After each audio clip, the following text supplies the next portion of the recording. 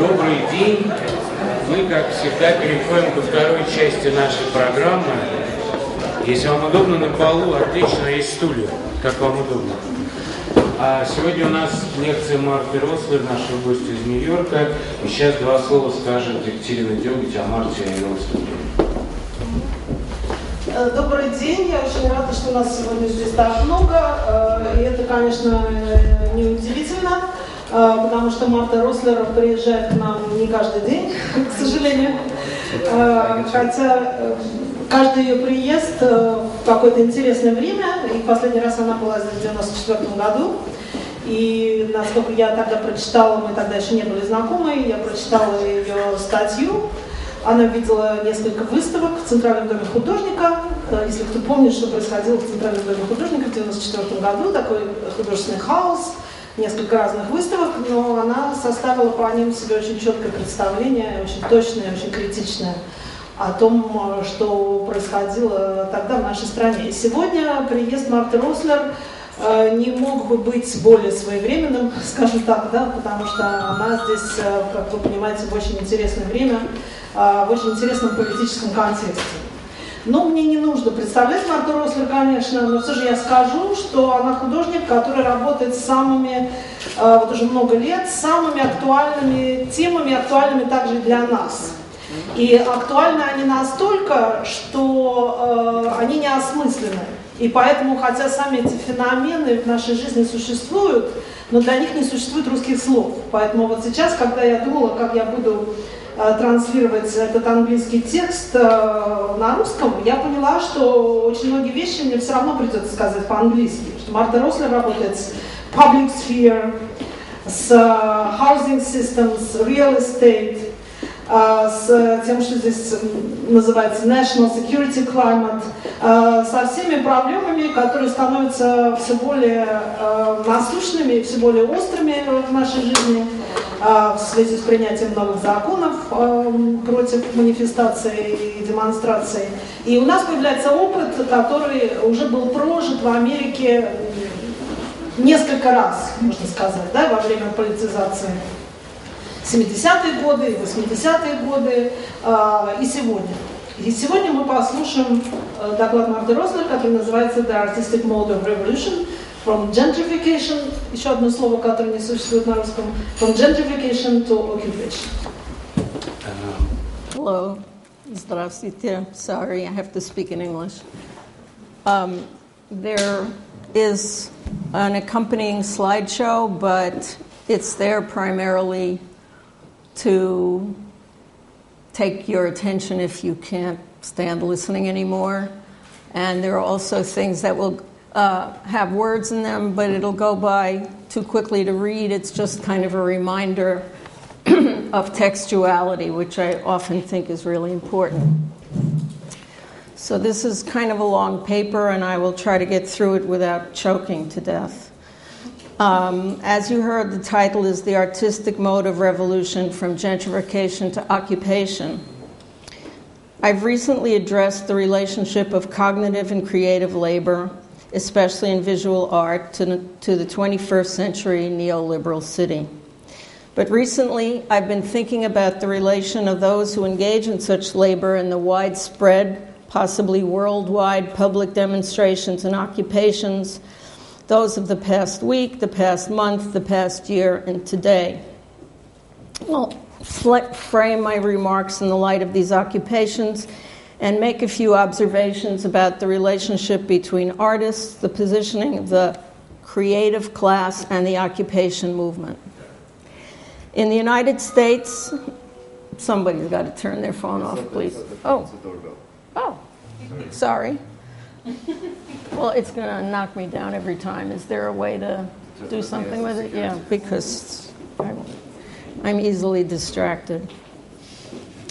In the United States, even before we learned to regard the multitude of Harda Negri as a common touchstone for dreams of revolution, there were the huge demonstrations in Seattle in 1999, in which anti-corporate protests put environmentalists and community activists together with organized labor to counter a meeting of the World Trade Organization. a new international group driving economic globalization. Okay, it's moving. This scenario of large and militant protests against this new organization was subsequently repeated at multiple locations in Europe and Canada. The processes that go under the name of globalization, which focus on the flows of capital and goods and labor, create a unity that does not always serve the interest of capital or the capitalists. This past October, economist Nouriel Roubini at New York University, one of the few economists to foresee the crash of 2008, wrote a blog post entitled "The Instability of Inequality." You're going backwards. Am I going backwards? Yeah, you're at the end. I love technical messes. They remind us that we're totally human. Yeah. Well, back a little bit further.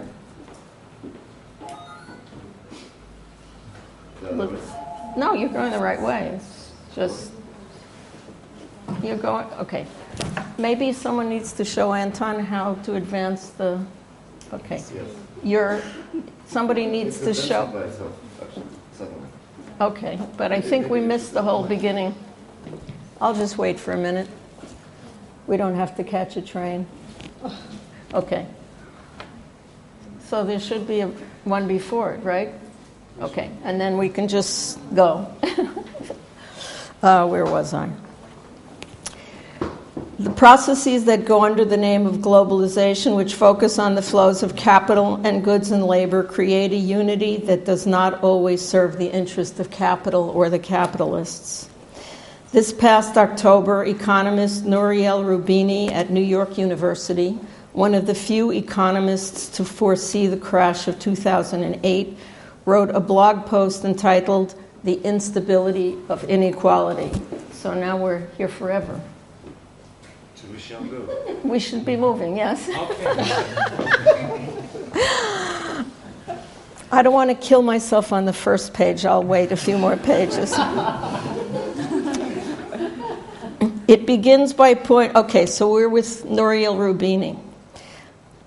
He begins by pointing to, quote, social and political turmoil and instability throughout the world with masses of people in the real and virtual streets. Quote, the Arab Spring, riots in London, Israel's middle-class protests, protesting Chilean students, the destruction in Germany of the expensive cars of fat cats, India's movement against corruption, mounting unhappiness with corruption and inequality in China, and now the Occupy Wall Street movement in New York and across the United States, unquote. I'm using Roubini as a convenient figure since one might quote from other economists, particularly Joseph Stiglitz, Paul Krugman, and Simon Johnson, to point to the fears of left liberal Western economists. Channeling Marx, Roubini wrote that unregulated capitalism can lead to regular bouts of overcapacity, underconsumption, and the recurrence of destructive financial crises fueled by credit bubbles and asset price booms and busts. This is economic jargon, unquote. Roubini is saying that capitalism tends toward catastrophic collapses. No news here, but his main point is that neoliberalism and its rampant financialization have produced the capitalism that eats its young. He goes on to explain to his readers that even before the Great Depression, the enlightened bourgeoisie realized that worker protections and a redistributive system providing, quote, public goods, education, healthcare, and a social safety net were required to prevent revolution.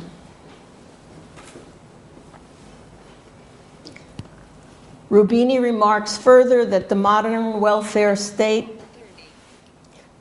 Now my computer's talking to me.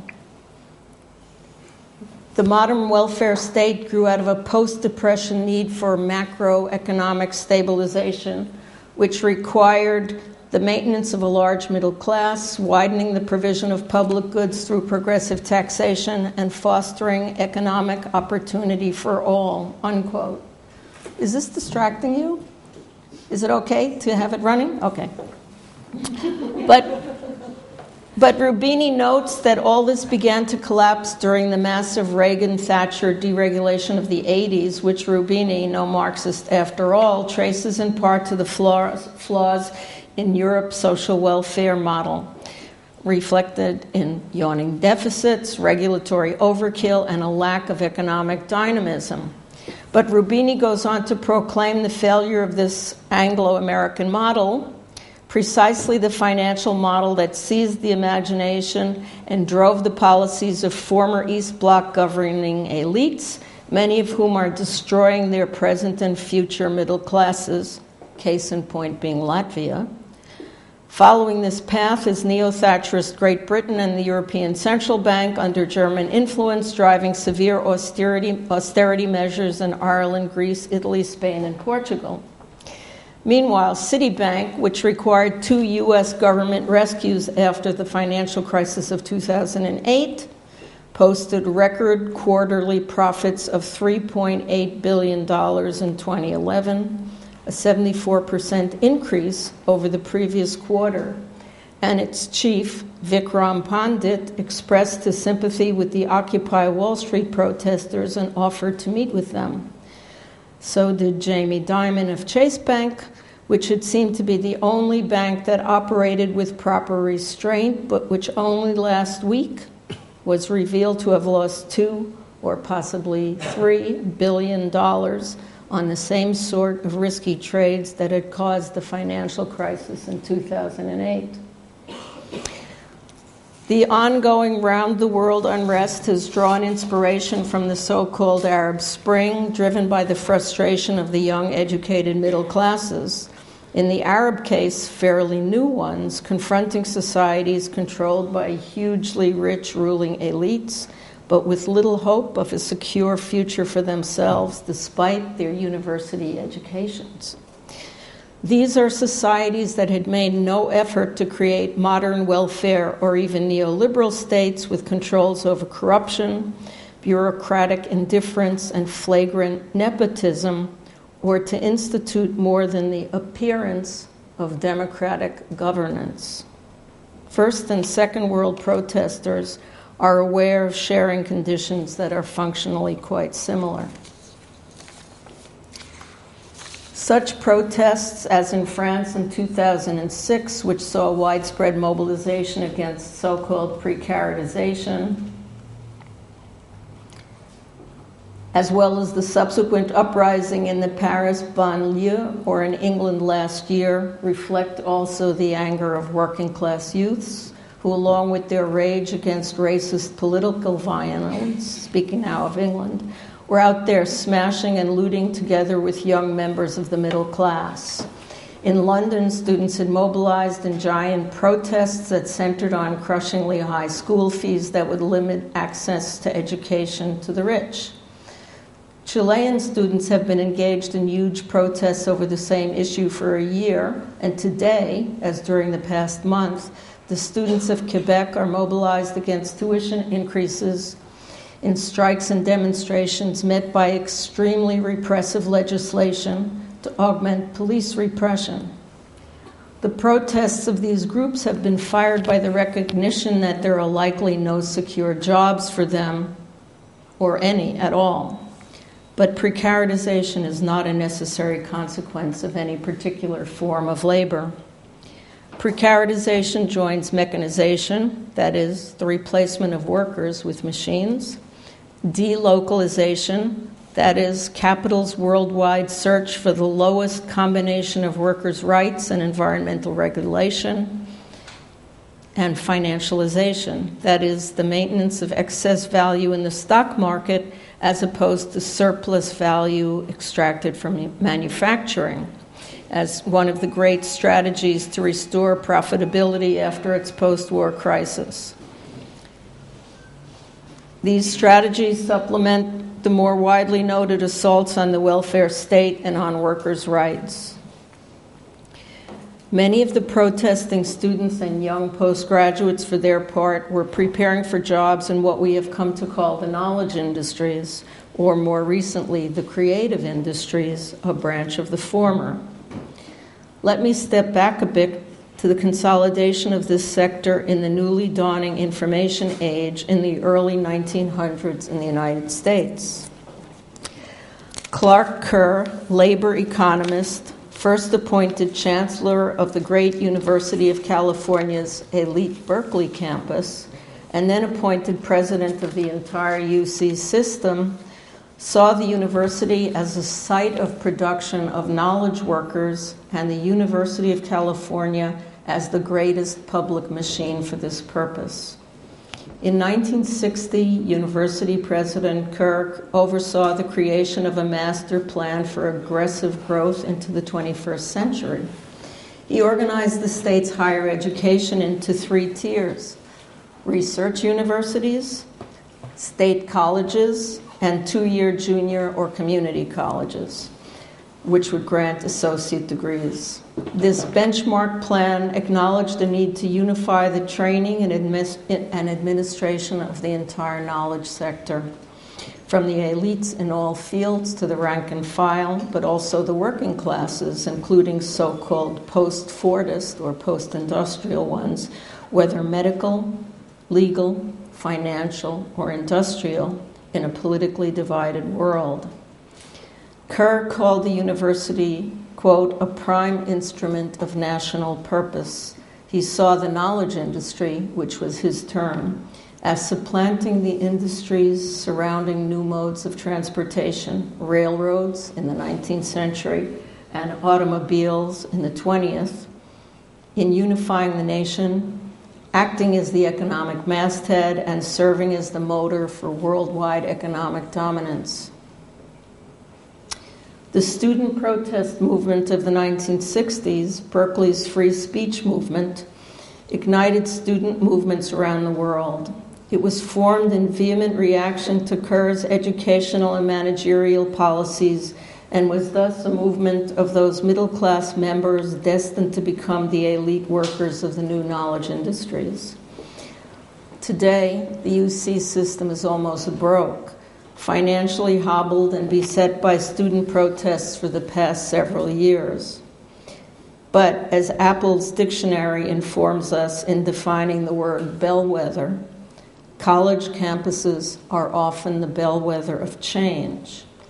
And they still are.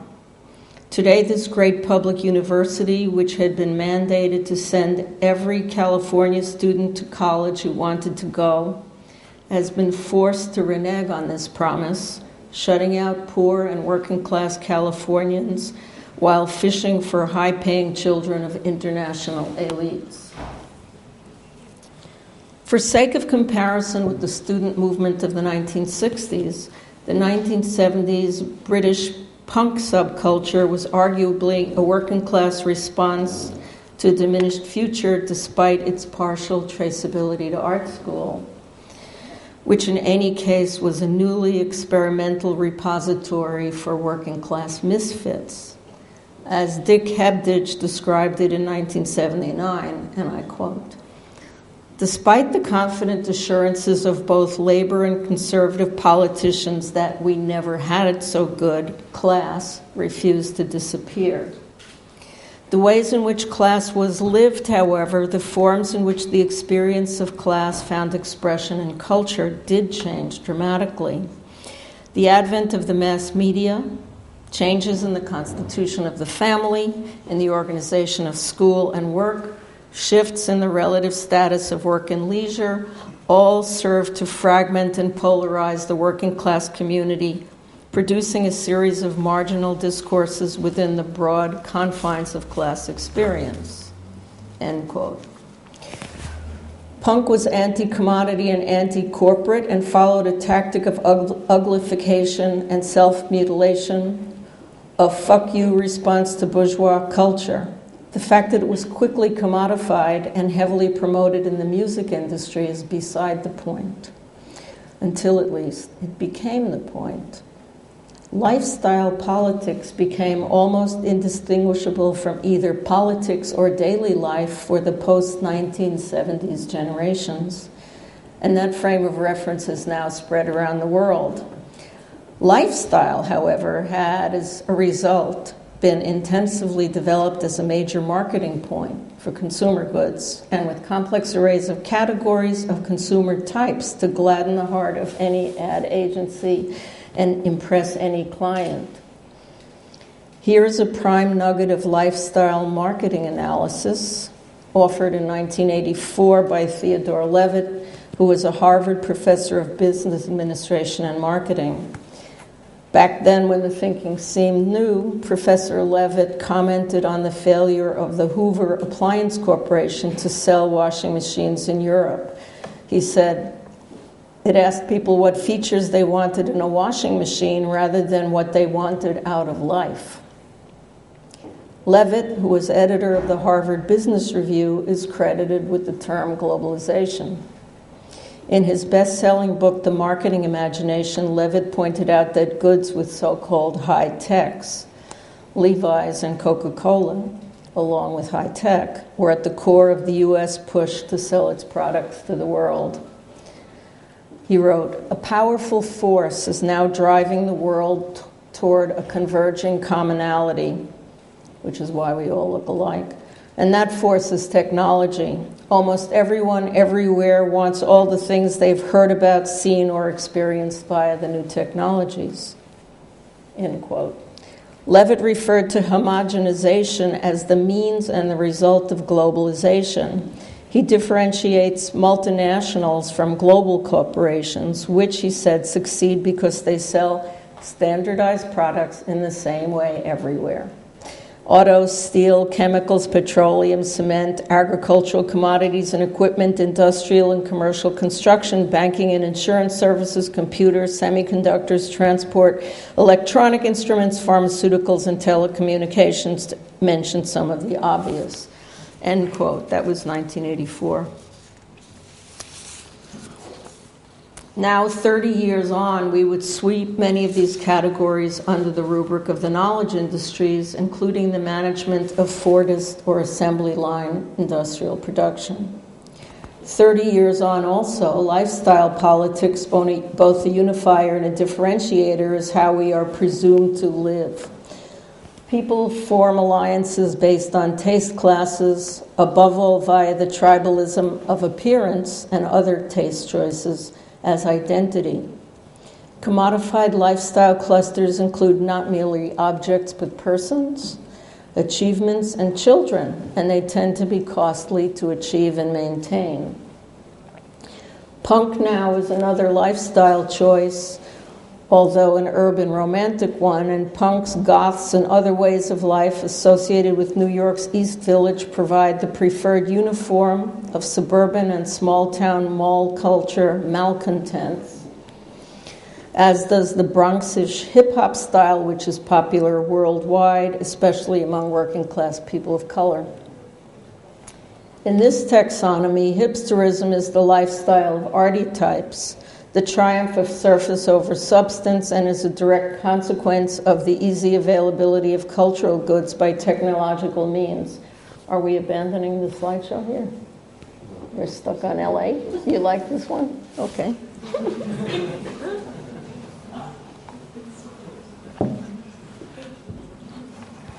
Artists and artist-run groups and others falling into the creative class bohemian demographic have been at the center of instituting, strategizing, and energizing the Occupy Wall Street movement at New York's Zuccotti Park, which the movement promptly returned to its old name, Liberty Park. The Wall Street occupation was set in motion by a number of events, which I cannot really sketch out here. It had been foreshadowed a couple of months earlier by Bloombergville, named after the mayor of New York, Bloomberg. A 3-week encampment of labor leaders and grassroots activists in City Hall Park against draconian budget cuts.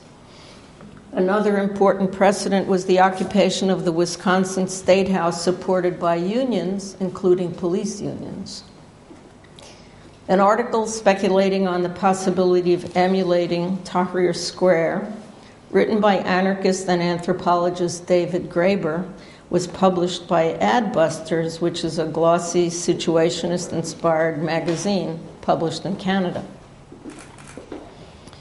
Adbusters subsequently put out a general call for a Wall Street occupation on September 17th of 2011, and the Occupy Wall Street movement was born. 50 years after the University of California's President Kara foresaw, most of post-Fordist production does take place as part of the knowledge industries. Certainly all cultural products are flattened into information, mashing together the products of writing, research, entertainment, what have you, and of course, art. It's Wall Street. An appearance and a way of life that lean heavily on virtue and secular right living, as sold to a generation raised on school and media campaigns centered on civic morality appeals such as smoking kills, save the earth, or just say no to drugs. These are American things. But also to whom the use of pharmaceuticals was nevertheless promoted. Is a way of life more likely to be adopted by urban art school graduates and art industry workers. These are young urban professionals, perhaps, but not the yuppies of the past, although the terms come back. But the high-earning lawyers, not the high-earning lawyers, ad agency executives and magazine editors, but the lower-level workers and strivers in those fields. City life appeals to members of those industries which are made up of networks of small shops that benefit from face-to-face relations and the excitement of city life. This preference for the city had two steps. Booming post-war growth led to an increase in the middle class and an exodus from the city, which destroyed the economies of the central city. And in the next step, the children of suburbia, totally bored, moved back to the city. Not least to its museums and theaters, as well as the dizzying mixture of anonymity, community, diversity, and possibility that's the urban imaginary. The repopulation and transformation of cities from spaces bereft of shops and manufacturing, starved of resources, inhabited by poor and working class people and squatters in poor housing stock, transformed now into spaces of middle class desire, high-end shopping, housing, and entertainment, took at least a generation. It also required the concerted efforts of the few metropolises lucky enough to become centers of finance, real estate, corporate governance, or manufacturing in fields such as pharmaceuticals and high tech. In the Soho effect, New York Soho and East Village, the transformation of, on the one hand, industrial and on the other hand, working class tenement districts into high-end real estate, through the clever use of artists to inhabit them for a time, provided a model for cities around the world. If nothing else, city governments recognized or identified with such people, as opposed to workers, and understood their needs. That's David Graeber. Those elected officials who might have supported labor found that the labor constituency was fading. Artists seemed unlikely to organize and annoy city governments with demands. And as I said, so the Soho model of transforming cities became paradigmatic around the world. But how did we arrive at the creative class, this meme that is on everyone's lips? For no matter how much the arts, whether the performing arts or the institutionalized visual arts and museums, can be seen in some cities as an economic motor, that condition obviously does not apply everywhere. A new urban theory was required. Enter lifestyle politics. The theory of the civic usefulness of educated but often economically marginal young people was first made popular by a little-known professor in the Rust Belt named Richard Florida. What Florida noticed was that in his semi-decayed neighborhoods, Young people had enterprisingly set up coffee shops and small businesses in low-rent locations. This environment that was friendly to middle-class shoppers emphasized shared tastes passed down in one way or another since the mid-1960s via schools, music, movies, and magazines, tastes that define a particular niche among the educated professional middle class. Elements of what might ironically be received as suburban virtue, from recycling to gardening to beekeeping and chicken keeping to arts and crafts, were being brought back from the suburbs to decaying city neighborhoods. I keep abandoning my slideshow. There's got to be a reason. Florida's theory consisted of selling this assortment of young, generally underemployed people, as well as subcultural categories as gay people, who also congregated in what used to be called bohemian neighborhoods, to urban planners as a surefire remedy for urban decay. Richard Florida's best-selling book of 2003, The Rise of the Creative Class and How It's Transforming Work, Leisure, Community, and Everyday Life, was a hit of business evangelism, throwing a lifeline to often desperate city managers. Florida parlayed his contribution into a new job and a consulting career. He's now the head of the Martin Prosperity Institute at the University of Toronto, and he is a consultant to cities, corporations, and nonprofits around the world. Prosperity, like his lovely name, Florida, is a keyword. His website says that his consulting group, quote, combines a pioneering approach of global thought, leadership, and proven strategies, offering clients worldwide the market intelligence critical for competitiveness and greater economic prosperity. End quote. Florida's analyses ring a bell with city managers by appearing to promote diversity, but actually simply mirroring what's already there. His prescriptions rely on a sleight of hand. He uses standard U.S. government data groups from census counts, and this allowed him to sweep into the creative class all knowledge industry workers, those in distant call centers to professional data analysts, scientists and mathematicians, hardly artists, although he ingeniously includes them and that statistically small bohemian group in his creative class, which, as I noted, includes gay people. Thus, the creative moniker washed over everyone in the knowledge industries. The consumer friendliness and local color of urban types, a small, relatively poor group, becomes the face of that other, larger, richer, but basically invisible members of Florida's so-called super creative core, the high-earning data analysts, for example, who engage in high-spending consumption patterns, but whose boring business suits add no color to the streets.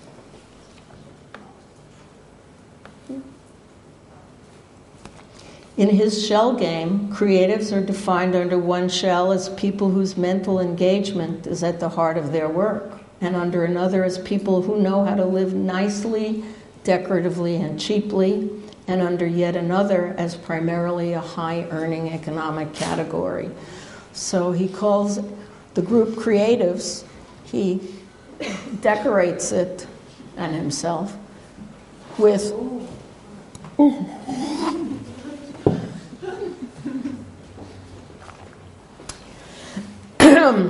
a bit churchy.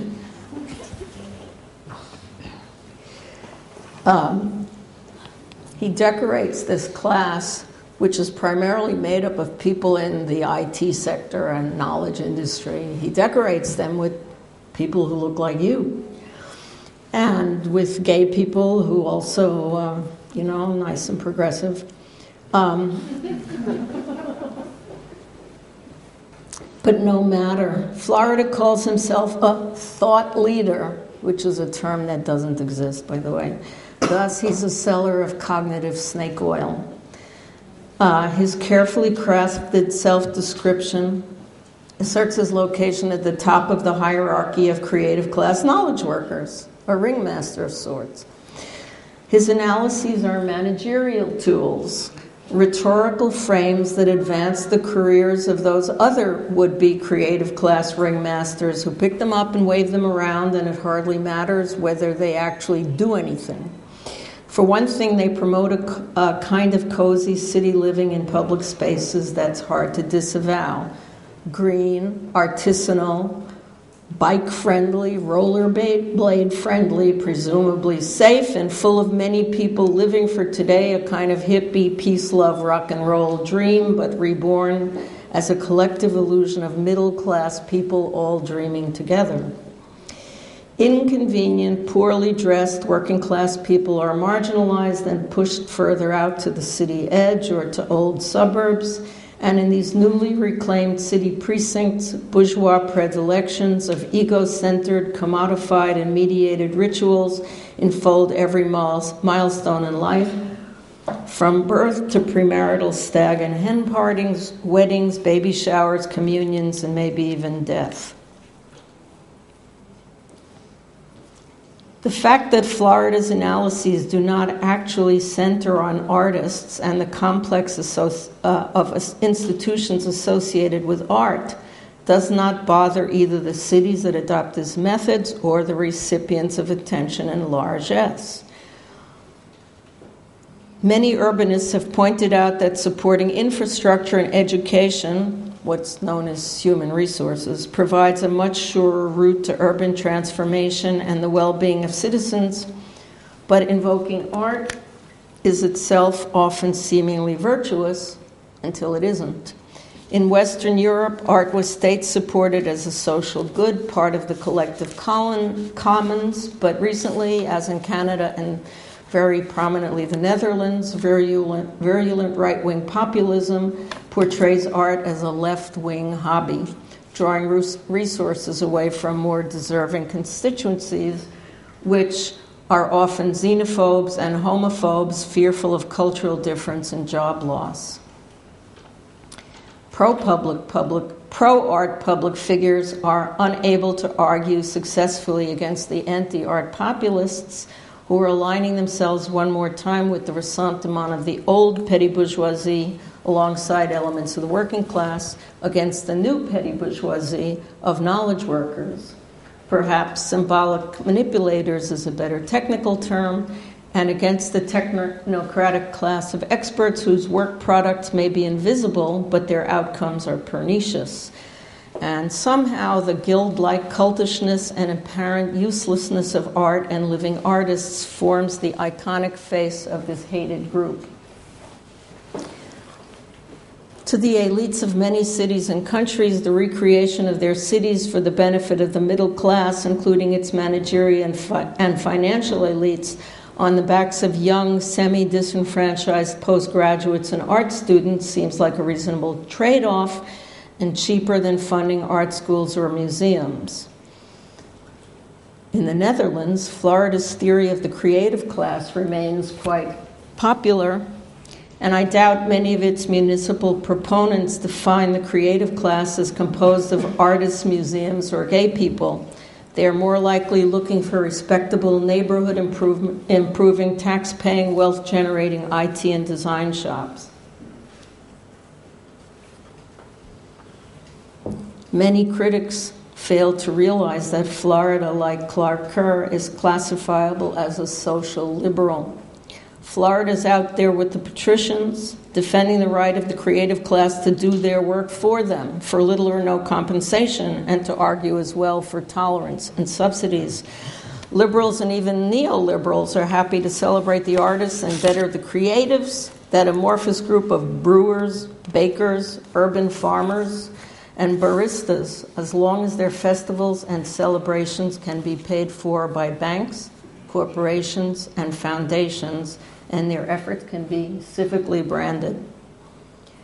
Real estate concessions have long been extended to artists and small nonprofits in the hopes of improving the attractiveness of their districts and bringing them back onto the high-end rent rolls. So artists and groups are given empty storefronts to set up spaces. The neighborhood attracts attention. There's a little coffee shop on the corner. There's a little shirt selling handmade hats. And then the real estate developer takes the place back and says, thank you very much. You can go to another district. I have a spot, low rent area. Maybe you can do something there. The prominence of art and artiness allows museums and architecture groups, as well as artist groups, artists, arts administrators of small nonprofits, to insert themselves into the conversation on civic trendiness. George Udise, in his book The Expediency of Culture, explores the use of culture as an element of governments and of governmentality in Foucault's sense, while affirming the ability of activists to mobilize culture in the service of the grassroots. Udise follows Frederick Jameson in claiming that all of social relations have been culturalized, and he joins others in cautioning that art may again be captured by the state, moving artists' actions from the realm of critique to decoration and amelioration. Udise quotes a government report of 1977 entitled American Canvas. This explains that the arts must take a pragmatic approach, quote, translating the value of the arts into more general civic, social, and educational terms, joining with school districts, parks and recreation departments, convention and visitors bureaus, chambers of commerce and social welfare agencies to highlight the utilitarian aspect of art and to find support to the exchange of goods and services, from addressing social issues to enhancing education to providing content for the new information superhighway. In other words, artists are in effect working for municipal agencies, and somehow that will enhance their status within the general municipal picture, and then maybe they'll wind up getting some money. For museums, the scope of their educational mission has also enlarged to amelioration of the city itself. The luxury motor vehicle maker BMW has joined with the Guggenheim Museum to send around, quote, a mobile laboratory traveling around the world to inspire innovative ideas for urban life, unquote. The lab firmly ties the corporation, the museum, architecture, art, and entertainment to the embourgeoisement of cities. Urban citizenship has replaced other forms of halo polishing for so-called corporate citizens. But there are times when the professionalization of art training in colleges and universities, the efforts of curators to somehow capture and brand the artist-led, artist-run initiatives, the ones that used to live outside museums and institutions. There are times when this has the advantage of broadening the social network and the vocabulary of action. The popular reception of art by its greatly expanded popular audience has the effect of creating a mutual visibility of artists and other underemployed classes, both educated and undereducated. The tendency may be toward the professionalization and embourgeoisement of artists, along with other members of the symbolic sector. But when the future hits the brick wall, that can have revolutionary consequences. Just look around. In his book, George Udise argues that especially in countries of the periphery, activists can use the primacy of culture to organize their communities. But some observers also point to the generally left-leaning and socially minded character of artists, including in advanced economies, without the need for support from institutional funders or for curatorial cheerleading. Like the other participants in the occupation movements taking place around the world, and like those who participated in earlier movements, artists tend to want to lend themselves and their energy and abilities to social betterment and to utopian dreaming. Anne Marquezin writes, many sociologists and social theorists argue that artists serve as the conscience of the society, the most likely source of merciless critique and support for unpopular issues like peace, the environment, tolerance, and freedom of expression, end quote. The creative class may not exist as Florida describes it, and artists may not quite be the social saviors that Anne Markison suggests, since the characteristics she mentions aren't limited to artists. But in a protracted economic downturn, such as we're experiencing now, it becomes clearer how much artists and other members of the art community are a sector of the pan-national class whose composition is formed across boundaries, inclined, as the cliche demands, to think globally and act locally. We can see the occupation activists as staking a claim, creating a presence, setting up a new public sphere, demanding the reinstatement of politics by refusing simply to present demands to the representative governments, but rather by enacting democracy, which had long been part of the American brand, but only when combined with double-barreled neoliberalism. While welcoming the new, I can't resist pointing back to the old, not to the demands for self-government of the 18th century set off by a group of bourgeois colonial rebels in the American colonies, and which spread to France and elsewhere, but to the American Civil Rights Movement and one of its children, the free speech-inspired worldwide student and anti-war movement of the 1960s. You can move on. Of which democracy, direct democracy, thank you, without representation was a ruling idea. That is, at the beginning of the student movement, direct democracy without representation was a ruling idea, at least in the beginning. In this particular iteration, the contributions of celebrity artists are beside the point, as it's not hard to see the occupations themselves as grand public works of process art with a cast of scores of thousands. You should move. Wow. Not that fast. Right, you can. Artist groups are increasingly making this point. As part of the group of educated others, the vast number of artists forming the core of the underpaid, unpaid urban army whose activities Florida wishes to harness live in a state of precarity that may lead them to seek social solutions in new and unexpected ways. This is where the so-called artistic mode of production comes in. The mode of production, we remember, includes the forces of production, but also their relations. And when these two come into conflict, a crisis is born.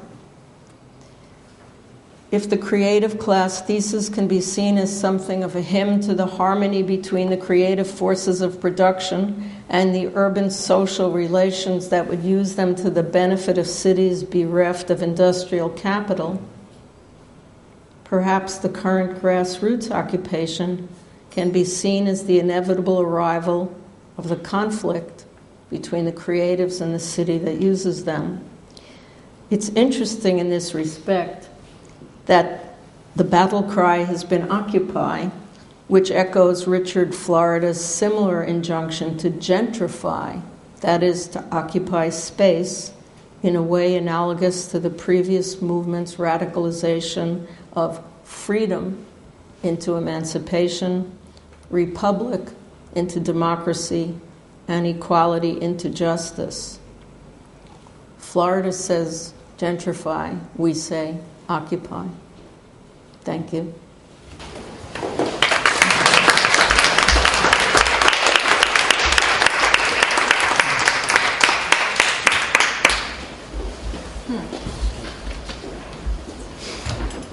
Questions, immediate reactions?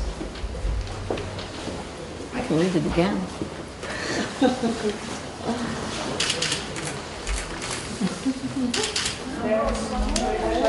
Throw a hand, somebody has Yeah. So what is the... Екатерина, когда вы сделаете перевод? Thank you. Thank you, Marta. It is an honor to be able to ask you a question. Here in Russia, you are seen as a epitome of the artist activists of the past decades. That leads me to a question about your recent exhibition in New York Gallery, which consisted of photographs taken in a sojourn in Cuba 30 years ago. What were the reasons for rediscovering and exhibiting the photographs, and how do they stand in relation to your other artistic production? Or rather, can we see them as a logical continuation of your resistant practice? All reviews that I read about this exhibition were complimentary. None were asking the question that I had in mind, which is how the photographic oeuvre of great late Marley's artists, which some would say stands relatively marginal to the big photographic history, or their own production for that matter. I mean names like Cy Twombly or Robert Rauschenberg. In recent years, the photographic oeuvre was rediscovered and placed in a major exhibitions about them. So this oeuvre is rediscovered and redescribed into the logic of the market, making the hand of the genius a sort of the hand of Midas. And this would read more a commodification rather than activist resistance. And to me, Walter Benjamin comes to mind with his idea of positioning artists' politics, not by his beliefs, but by his situation in the modes of production. And I'd be glad if you clarify your standing on this. Thank you. That's nice. You must be a critic. I have a slightly rude request, which is that we hold your question, which I will not forget, to see if anyone wants to respond to any of the things I actually said.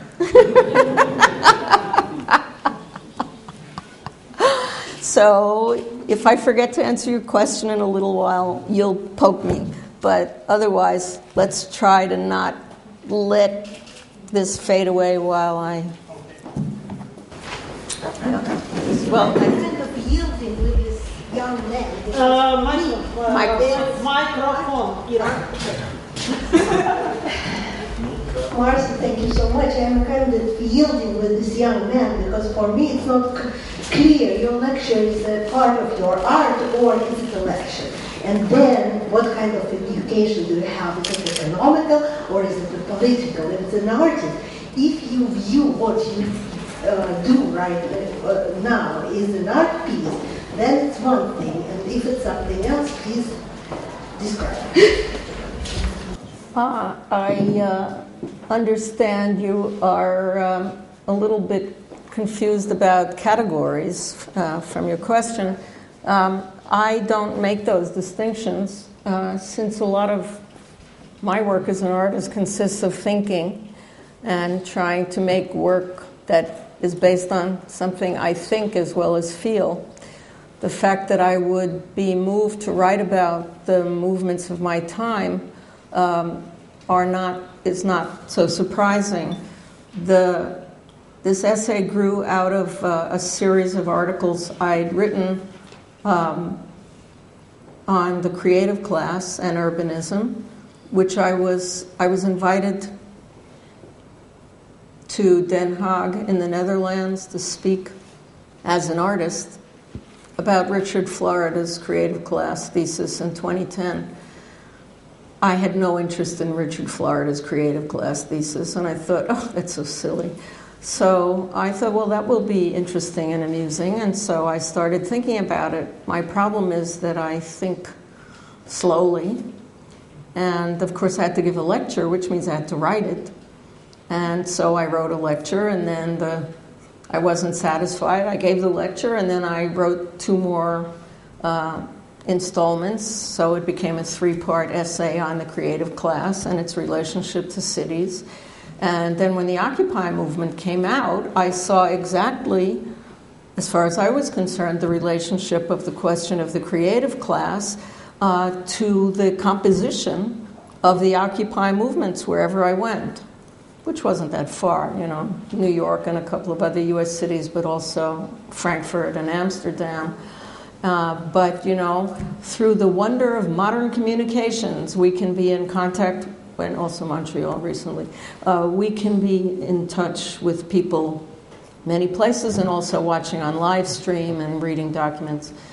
So I felt that since I'd written this 3-part essay, I would like to write something about the relationship between the creative class thesis and the notion of artists occupying space for the benefit of elites. That is, as an army of gentrification, to then talk about artists when they, in fact, say, well, we're not just going to be your servants, we're actually going to be part of a protest that involves sitting down and saying we're here for another reason. So my background is in art and literature. I've never studied political economy. I've never studied politics. I've never been involved in politics except as a citizen. But surely, like all of you, I believe that education begins when you leave school and you just keep learning. So that's my best shot at an answer. It's true that I also make things. But in this case, I made an essay and an accompanying slideshow, which of course changes every minute. So that's my best shot at an answer. As an artist, I don't respect or observe discipline boundaries. I make work that's sculpture and video and photography and performance and installation. And it's all one big happy world of art production to me. So I hope that answers the question somewhat.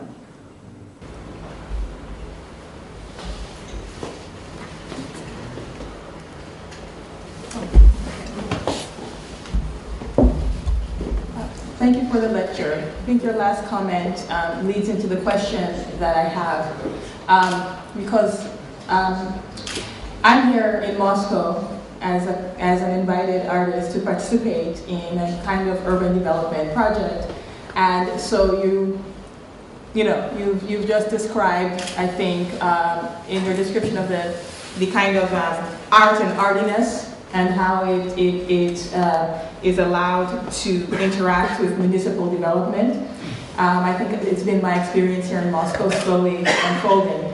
And I'm a New Yorker, so and I don't speak Russian, so it's been a kind of slower unfolding process for me, and I felt a bit like a dupe during my time here, which is actually fun, because I think that's a real, for me I really feel like an artist now, because I feel like a dupe. So thank you, Moscow. So my question, I guess, has been, since one of the good things of being an artist is, for me, is also not observing disciplinary boundaries very well. I guess I'm struggling with this conflict between wanting to work across disciplinary boundaries with people from all kinds of backgrounds and boundaries, but also with this constant kind of dupey feeling. So I guess in this world that you just described, can you think of some ways, I don't know if there would be prescriptions, but kind of, or guidelines, but kind of just sort of best practices or good ideas for working well with others across boundaries in this moment of conflict? I am really allergic to prescriptive pronouncements. This is not what I do. I do description, and I do suggestion and urging, but I don't do, commands or guidelines. I think the best person to judge how you should be working with other people is you. And you just have to have your shit detector operating, and decide if something seems to be sort of twisted in a way in which you don't recognize yourself, you have to step back from it. But I don't think that in contemporary society we can extract ourselves from all the complications of contemporary art life, which as I suggested in my paper, if Jameson is right and all of society and politics has been culturalized, and George Udase as well, and culture becomes the emblem for everything, it's not possible for artists to extricate ourselves from this. There is no planet where we can be pure. So, as I said, I really think that you seem to have a pretty strong sense of yourself and of what you find arouses a certain kind of whatever level of indignation. And so, I can only tell you, yeah, right. Seriously, I just can't. Don't do something that when in the middle of the night you think, wow, what am I doing? So anyway, I'm sorry to disappoint you, but it's the best I can do. Question there, and at some point I also want to ask a question.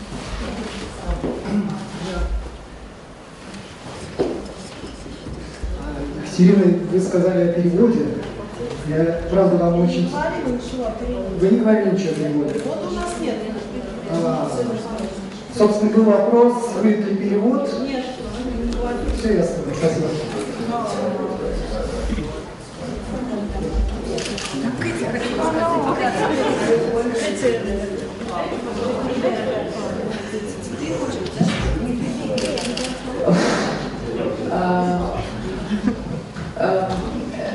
Thank you for your brilliant lecture. My question is the following. We discuss a lot nowadays to whom belongs the hegemony in the Protestant mood and the Protestant desires of nowadays in Russia, for instance. And as far as I understood from your lecture, you were talking about juxtaposition between gentrification and the potentiality of the creative class to protect and to stand for the underprivileged and undereducated. Did I get your point well? Because there's another attitude which thinks that creative class hegemony in all those protests is just the hegemony of middle class again, and what we are facing the revolt of a middle class against conservative, neoconservative, neoliberal, governmental power. So would you please make precision about the Protestant potentiality of the creative class in terms of its potentiality to defend the underprivileged layers of society? May I add my question? Sure. Because it was actually on the same topic, I'll just add how I formulate. I wanted to ask you how you see the class situation. Is it your point that creative class exists but turned against what Florida asked them to do? Or do you mean that so these are different people who belong to different layers of society? Because it's an ongoing discussion, and Katie is asking about same things, because it's being asked who actually is doing the revolution we're experiencing now. Is it the so-called creative class which is presented as a part of elite? Or is it this creative class not elite in the reality, but rather precarious workers? On the other hand, there are artists who want to present themselves not even as creative workers, not even as precarious workers, but as proletarians. And there is a strong tendency to present themselves as proletarians, which means that they present themselves as someone who are working for the city, for example. And Ukrainian artists, for example, they really have a campaign. They are asking the state to give them money for every exhibition abroad where they're participating in a group show, for example, because they contribute to the wealth of the state somehow, and they want the Ukrainian state to the glory, to pay them for that. So how do you see the class situation around the notion of creative class?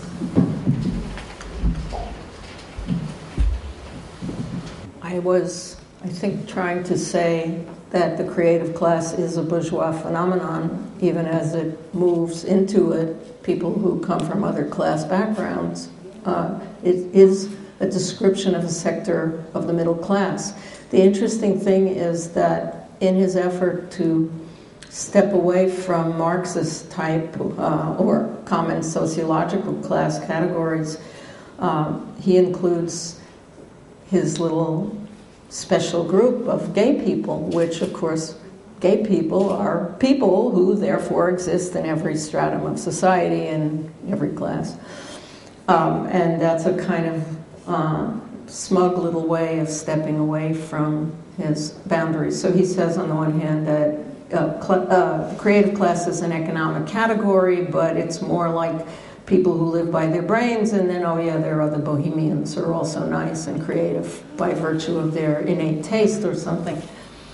But the creative class revolt, the revolt of the artists, of course, is a middle class revolt. I think I hope, I understand there's a problem, first of all, with reading a paper, which is obnoxious, but also in a kind of linguistic problem.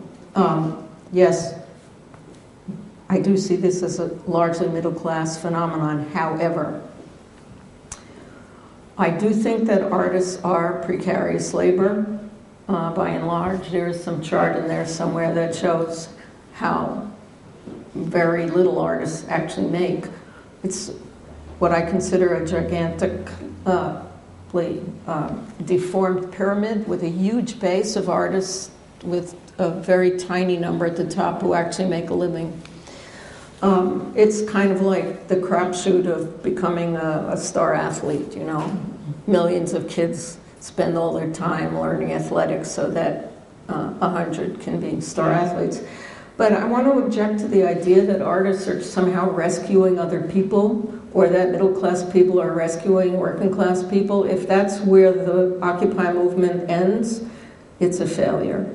Because this has to be exactly about building cross-class and cross-occupational alliances.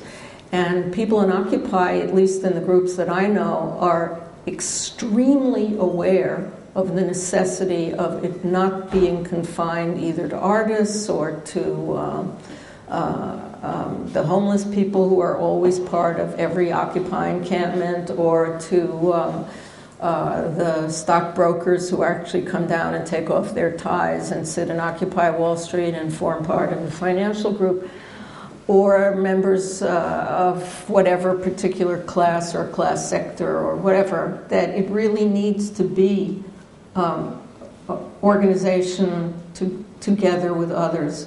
One of the things that Occupy is involved in a number of cities in the U.S. is defense of housing evictions. People who become evicted from houses are almost universally members of the working class, and this is one way of saying we're involved in other people's questions about the financial crisis and not just our own. I think in situations where artists want to define themselves as workers, the term cultural worker comes up, and that's a way of effacing the distinction. And there's slides up there that have to do with the fact that artists in New York are defending the Teamsters, who are working class art handlers who are locked out of Sotheby's, which is the high-end art auction. Artists have always done this. Artists very rarely call themselves proletarians these days. In my understanding of class, artists are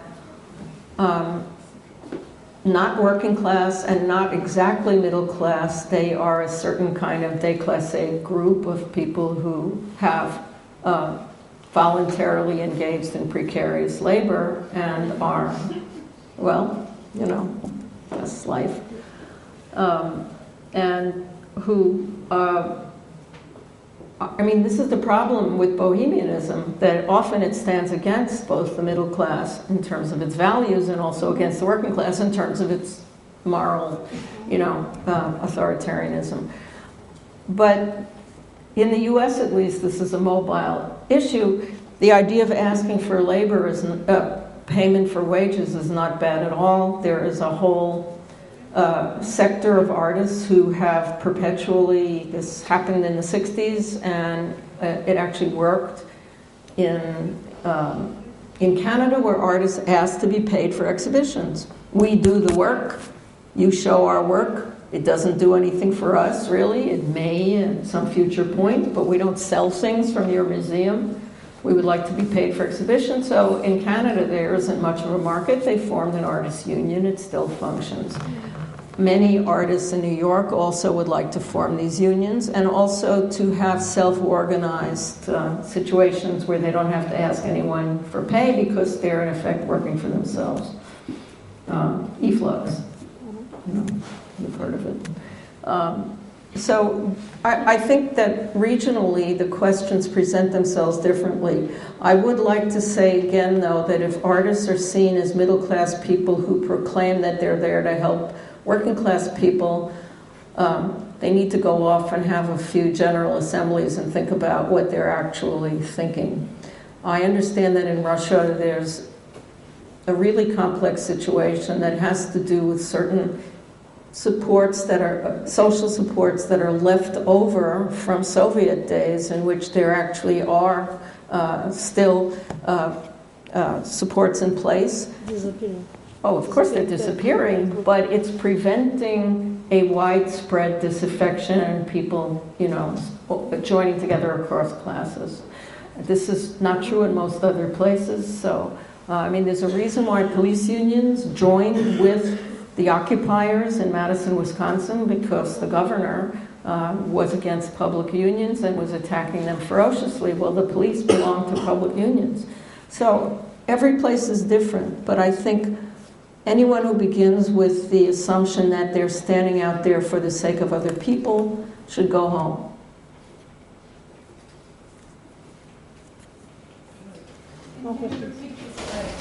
Только, пожалуйста, только в микрофон говорите. Can you repeat the last phrase, Angela? Anyone who thinks that they're standing out there in a protest or an Occupy camp for the sake of other people should go home.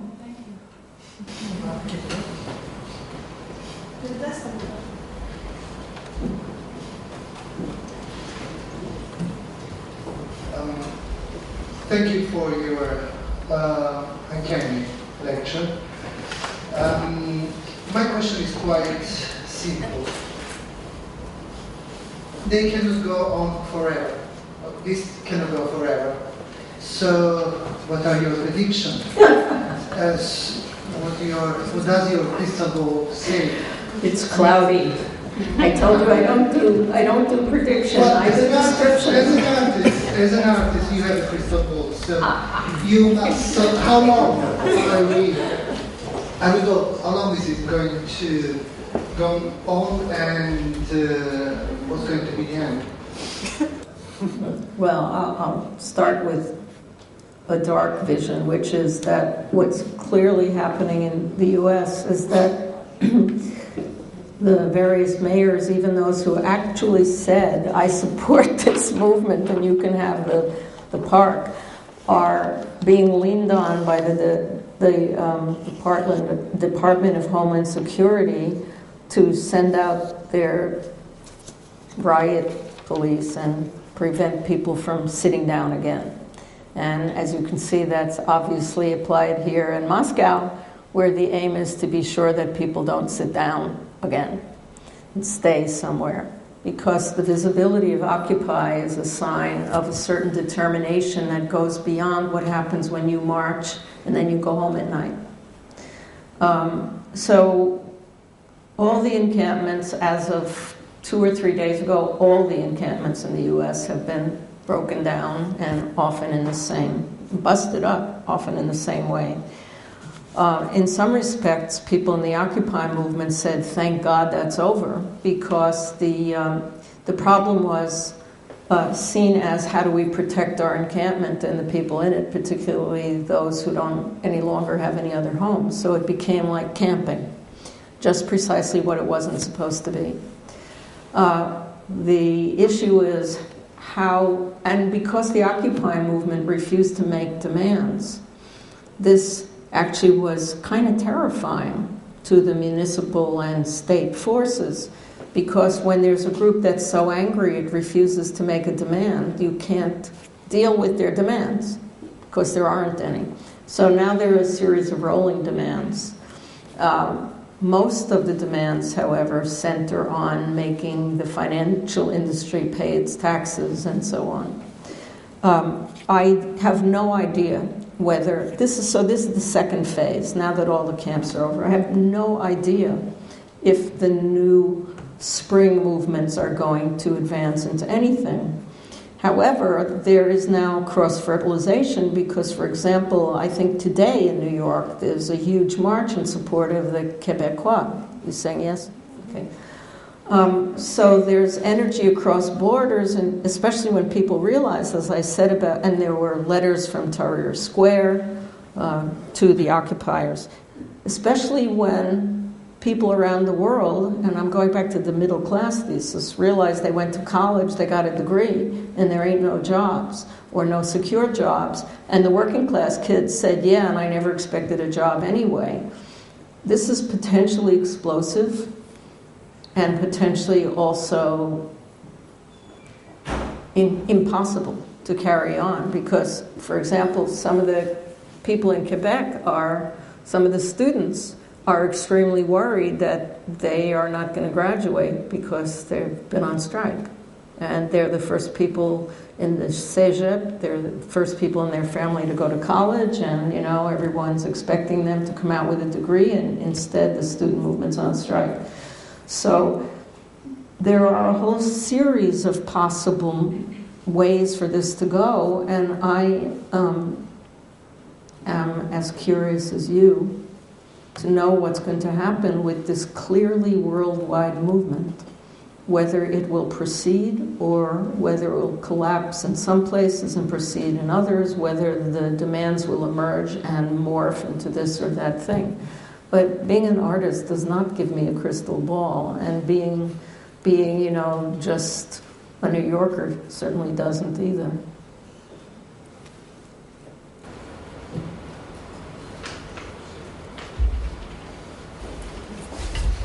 I didn't forget about the Cuban photos. I just wanted to react, Antonio, to your question. So if you ask me, Marta, that, then I'll ask you, what do you think will happen in Moscow? I'd like to know.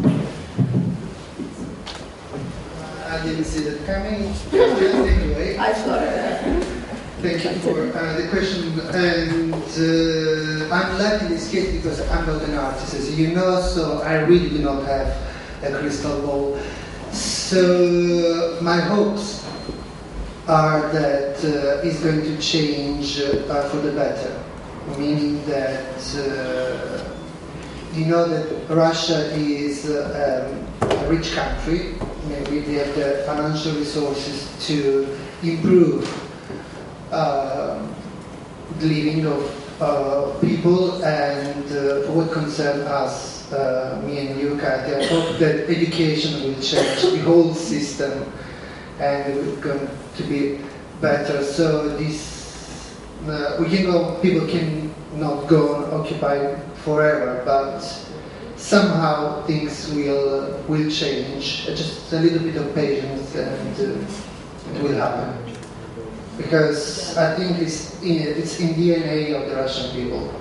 When it's enough, it's enough. Sorry, I don't understand what makes you think that education will change for better, since they just decided, as you know, that education will be almost completely, you will have to pay for that. So this is what makes you think has not become a law yet, and there are some fractions in the parliament that are going to vote against that. So it's not an official law yet.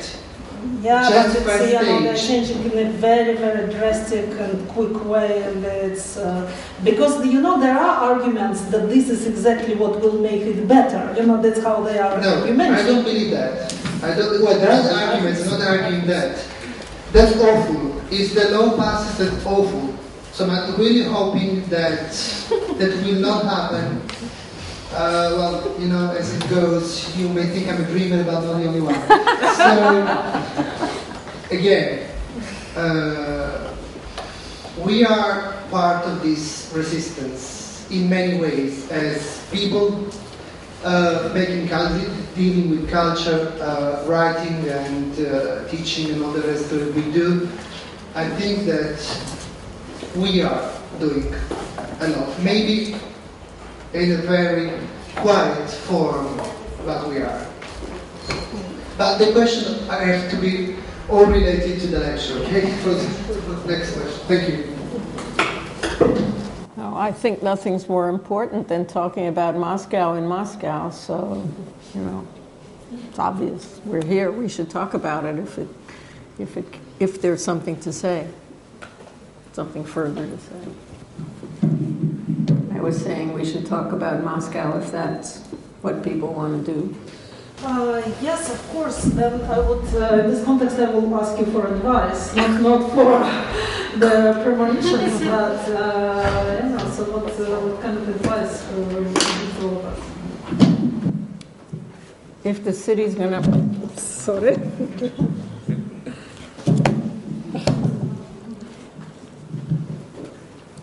If you are being forced into a mobile strategy, you have to have a mobile strategy. So obviously you need to, this is so silly, you need to have banners you can roll up and unroll and then run away with them and make them again if they get taken away. And you should, I'm being assaulted on every side. Maybe I should stop talking.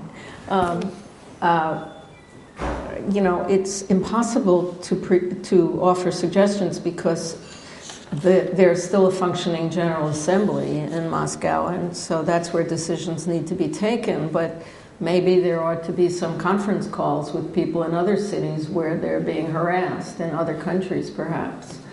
And also you have several different Moscow manifestations. You have the anti-Putin demonstrations that were very specifically about various occupations and sectors trying to talk about what it means to have the form of democracy and not the fact of democracy. And I think Occupy has a little bit grittier questions about, you know, how to construct a future. So maybe it would be good, because when's the next march? June 12th, is that? Yeah. If there was some serious conversation among the people who are organizing those groups. But of course you have nationalists and all kinds of people who are pissed off involved in that. And I don't know if that's true for the Occupy group as well, though I gather there's a neoliberal white ribbon sector that wants more liberalization of the markets, which I find hilarious. In the US, that's the Ron Paul segment, you know, people who have some delusional idea about how well the market functions for human beings. And then you have people who are a little bit closer to what I think about society and the capacity of people to drive it, because there is no such thing as a free market. There's always a government intervention in the market. It's absurd to think otherwise. So if the General Assemblies in the Occupies in the fall had the capacity to sit and talk for a long time, I don't know that Occupy Moscow, for example, has had enough time to actually sit and talk, because I wasn't there. But if things are going to be done horizontally, there needs to be a meeting of the various factions before manifestations, especially before June 12th. That was useless.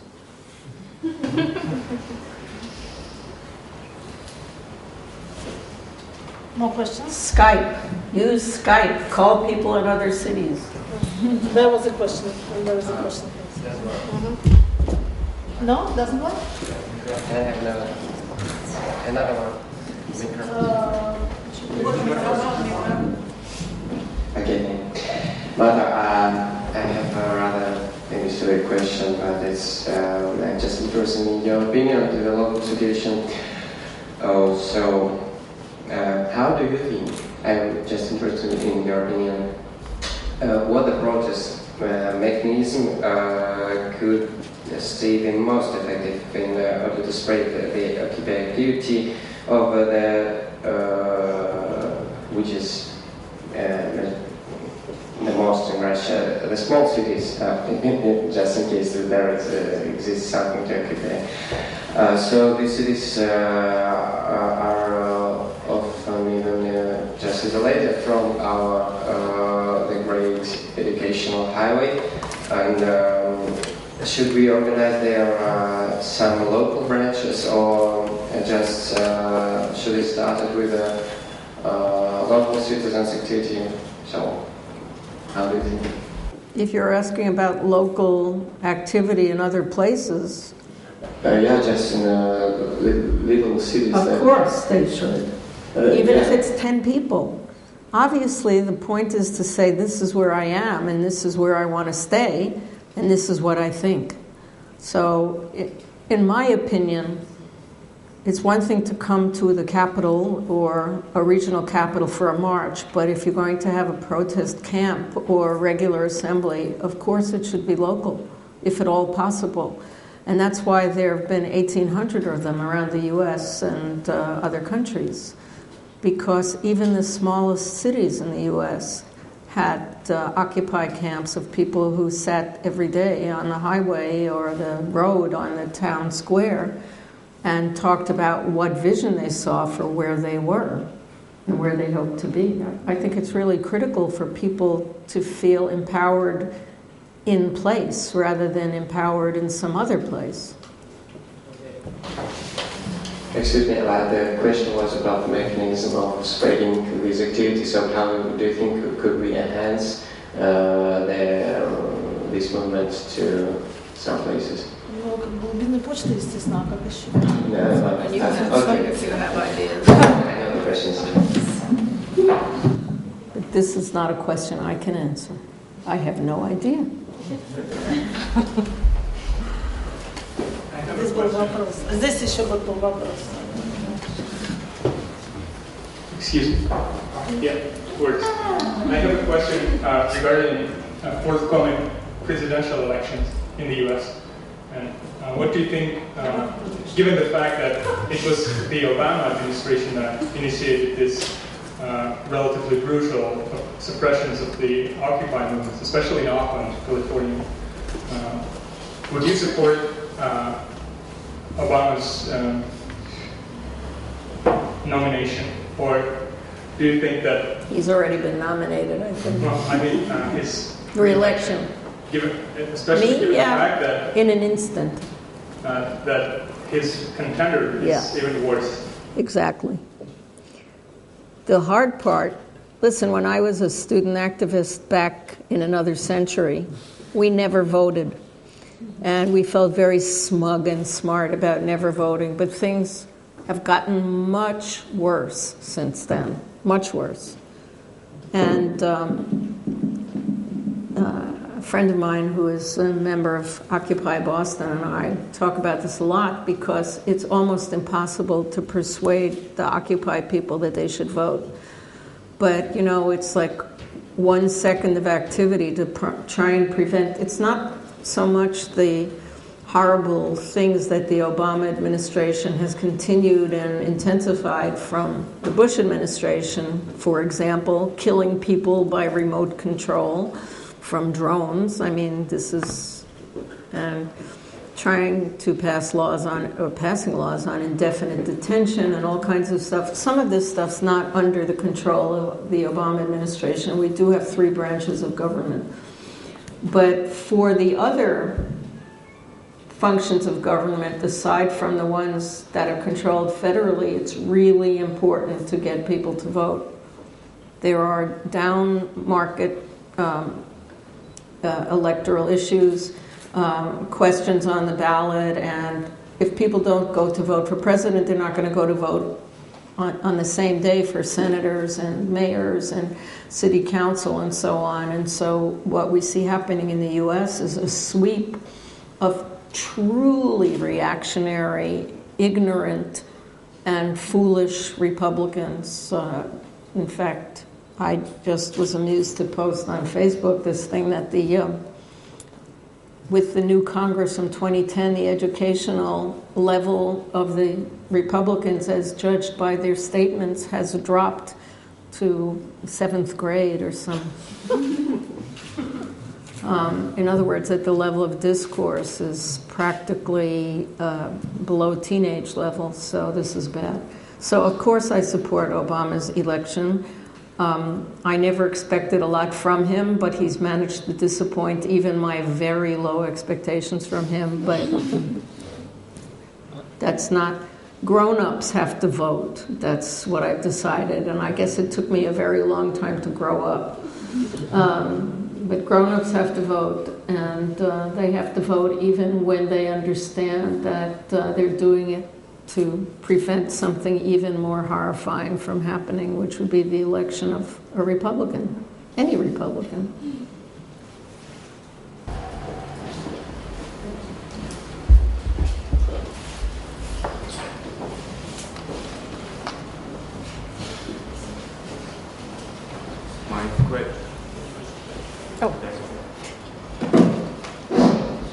My question arises from practice. So I'm not sure if anyone who's here will understand what I really ask. My question is there such a situation in any Occupy movement when General Assembly is separated from the camp? That's what happened in Moscow 2 days ago. This is what we call dysfunctional. It's a serious problem. There's often a split between the people who attend the General Assembly, who go home at night and have jobs and so on, and people who live in the Occupy camp who say things like, I'm sorry, I don't recognize you as part of our group because you didn't sleep here. And you can understand that split. There's this kind of idea of ownership and so on. I think it's probably best if people are reminded that those people who are saying, we don't recognize you, would participate in a General Assembly in which their voice is as weighty as anyone else's. It's not going to work to have a General Assembly that has, some kind of imaginary plan, and then there's an actual Occupy camp that pays no attention. I mean, obviously this is not going to work. How to heal the split, I don't know. But can this General Assembly work as self-institutionalizing самоинституциализированный механизм? I don't know. To be determined. As I said, we're making up the rules as we go along. And also there are General Assemblies that are separate from People's Assemblies. So maybe you should start with a People's Assembly that includes everyone. And then go over, again, rules for a General Assembly. I don't know how to answer your question. You have splits in the camp that are actually ideological splits as well. Every camp has ideological splits, but yours seem pretty irreconcilable, so I don't know, irreconcilable if you prefer the pronunciation. I can help you. Thank you. As to those Cuba photographs, what's the problem?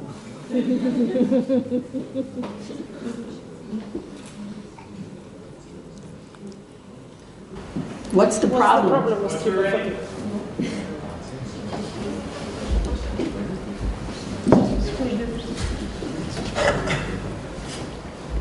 I just wanted to know what was the idea behind rediscovering and exhibiting these photographs. First of all, every old artist does this. At some point you stop and you say, damn, I have all this work and I haven't gotten to it. My dealer has been asking me to show them for 10 years, and I always said, don't be silly.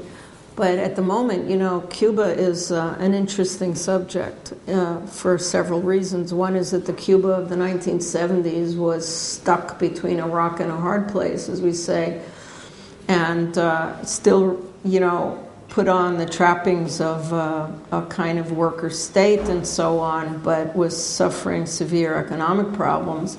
those photos were taken after Ronald Reagan was elected, but before he became president. And of course, Ronald Reagan made everything in the world worse. So we could see that coming, and of course it happened. Everything got worse. But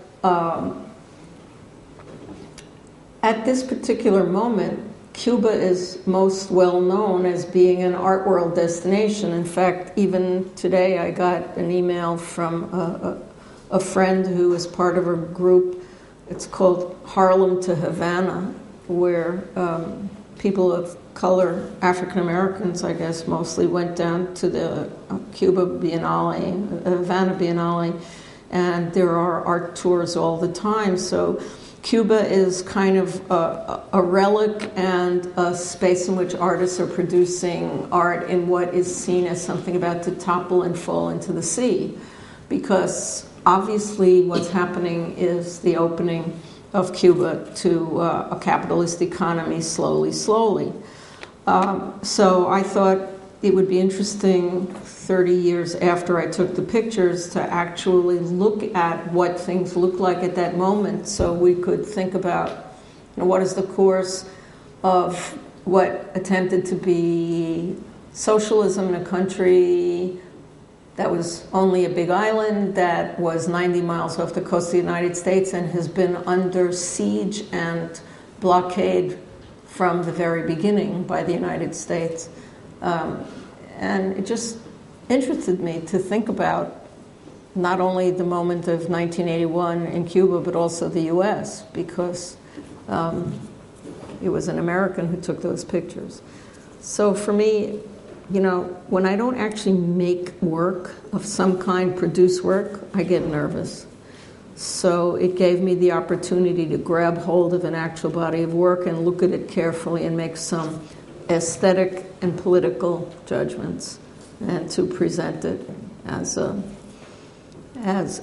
a kind of an installation in which you are asked to just look and have some thoughts about something that for the United States has always been a riveting issue, which is, what do we do about Cuba?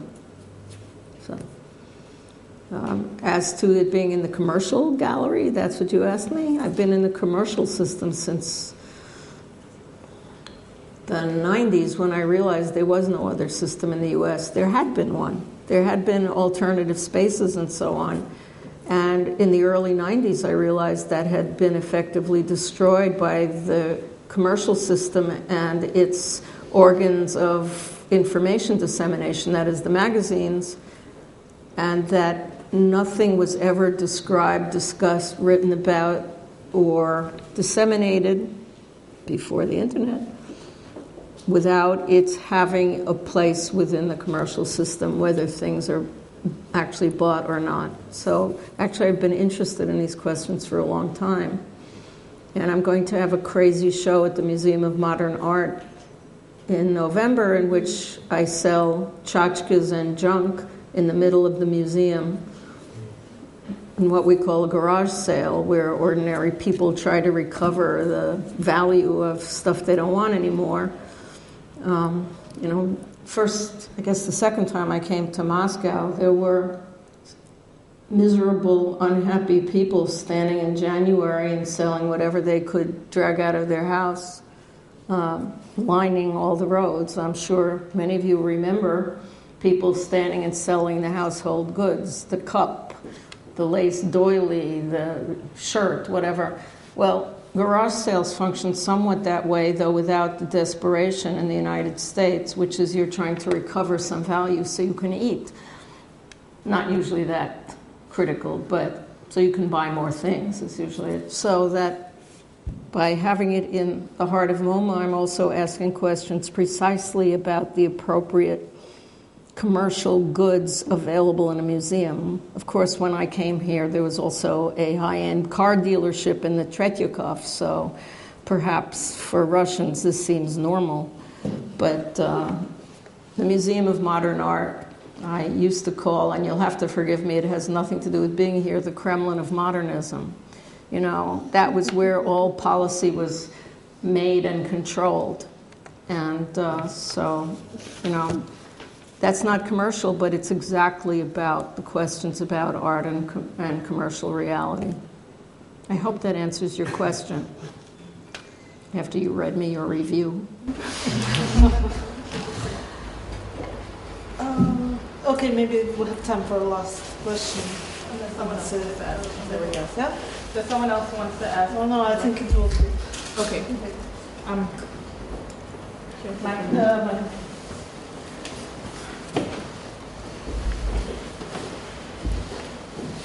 This is a kind of more general question for anyone here who's familiar with the movement in Moscow.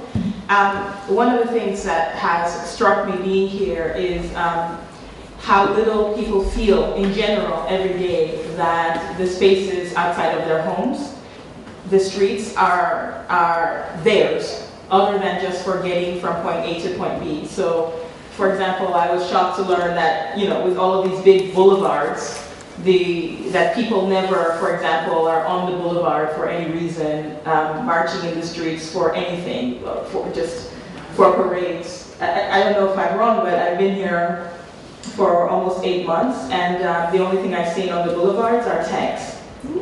So the only things that go on the boulevards are military parades. So I'm wondering if people in the movement here are concerned about this, or see if there's any connection between the fact that in normal life people don't have or don't seem to have this sense of ownership of the streets. Because as a New Yorker, the Occupy movement, at least in New York, made sense to me, because in general people are always outside and always occupying the streets for some reason or another. Like there are tons of festivals, parades, and just reasons to be outside. So I'm wondering if here people see any connection between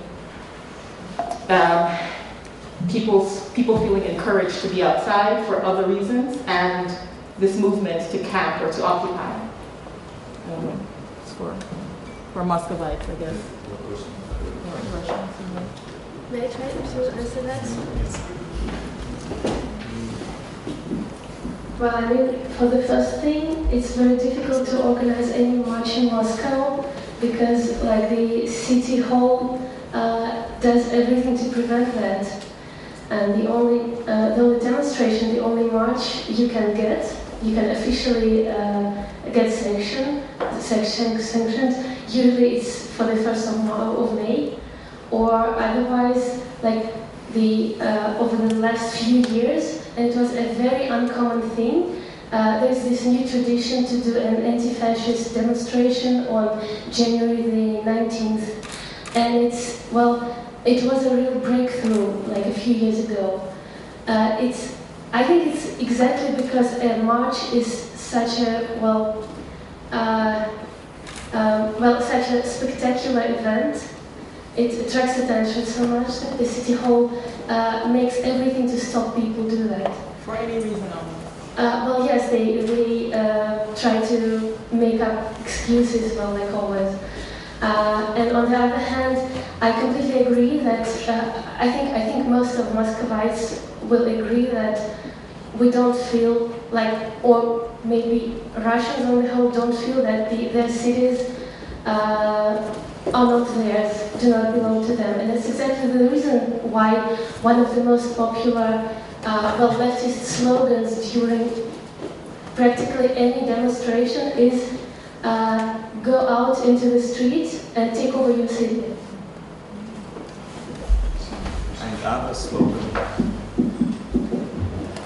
Other slogan when Occupy movement, Occupy actually happened, was not like occupy something. It was a hashtag in Twitter, but also the slogan was we are just walking.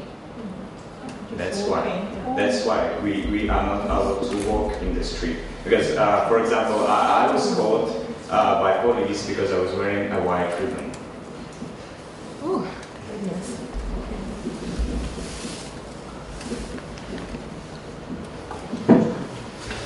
Okay, then. Wait, I just want to say I thought that was a wonderful question, and it really does open up a whole series of issues about the question of whose streets are streets, which is one of the most common slogans of unpermitted marches in New York. And the sense that activity in Moscow and perhaps all over Russia is supposed to be local in the neighborhood, and that it has to do with movement for private purposes but not for public purposes, and that everything else is organized by the state itself. That this is the theory of Siegfried Krakauer, the crowd is mass ornament, which is a favorite thing of totalitarian societies. The most obvious was, he was writing about Hitler and the Nazis, but one might adopt it as well for Soviet communism. And I think that habit of populations are mobilized as a visible sign of the power of the state, and that for people, as you say, we're just walking itself may be declared impossible and illegal. So I think that it would be really great for people to study the relationship between residents in cities in Russia, and particularly Moscow, I guess, and their notion of reclaim your streets, whose street, our street, and what that has to the notion of democracy and citizenship and governance. So thank you for the question. Yeah, just as a short comment, it's been often said that in Russian language there is no notion for privacy, there is not the word for that. But there is also, as you already know, no public space. It's just that the whole life was, and it still is, organized around other categories, which is state and police repressive apparatus, and scattered, atomized individuals, which are only allowed to exist at their places. And it was long, if I wouldn't say always, but since the late 30s, it's definitely the case. Where it was mid-30s, it was people were denied. People were at the same time, for example, when I was studying the history of photography, people were at the same time very much encouraged to buy cameras and make amateur photography, and denied the right of making photos in the street without the document that they were newspaper photographers, which actually meant that they were pushed into their homes and into their family lives, which was always a very big source of support during the whole Soviet times. And it's still, this repressive apparatus is still there. That's now everybody understands that this is the main problem. So that's all the good sides of Soviet regime disappeared or disappearing, the last remains of it are disappearing right now before our eyes, but then all the bad sides are there and even stronger, like the repressive apparatus. And it's, of course, it's a pity that 30 years ago I started to understand it. 30 years later. It's very difficult to have a notion of the commons when you've never had a notion of the commons, and to say, you can't take our resources because they're ours. They do not belong to the state, and the commons just become some utopian ideal where nothing is owned in common, in fact, and therefore you don't have access to the resources of the commons. Is this formulated as a direct goal of the? This is formulated as a direct goal of the Occupy movement now, or not direct goal? But I mean, yeah. Okay. I guess. Nothing. Yeah. If we're done, I'm sorry, I didn't mean to interrupt. I just wanted to say that you've been a wonderful, patient, and participating group, and I'm really quite impressed and pleased. But you had something to say? Okay. Consider yourself silenced. Okay, thank you. Thank you.